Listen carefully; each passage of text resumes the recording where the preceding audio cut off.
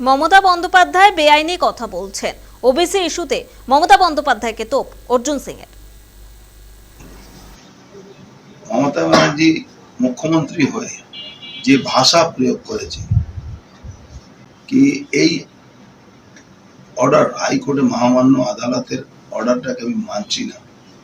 প্রকাশ্যে জনসভা এটা টোটালি বেআইনি কথা বলেছেন। আমাদের দেশে সব থেকে বেশি কেউ সম্মান করে কোনো মানুষ তাহলে কোর্টকে করে। সেখানে উনি একটা ত্রুটিপূর্ণ আইন তৈরি করেছিলেন।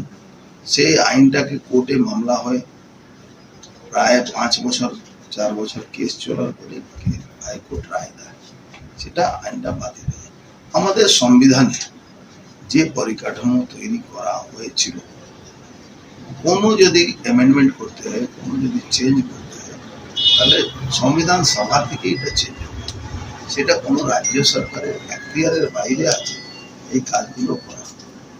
সেখানে উনি নিজে জোর করে ক্ষমতার জোরে উনি বিধানসভায় একটা আইন পাস করে এটা করেছিলেন।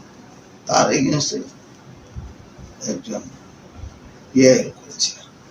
এই পিআইএল হওয়ার পরে কোর্ট দীর্ঘ আইনি লড়াই করে কোর্ট সেটা বাতিল করেছে।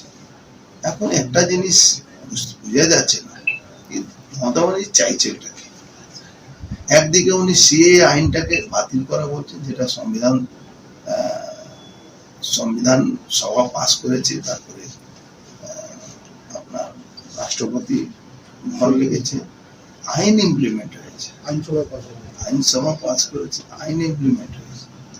এবার তখন উনি প্রতিবাদ করছেন, বলছেন আমি করতে দেব না, আমি মানতে দেব না, আমি মানবো না, চার্চি মানবো।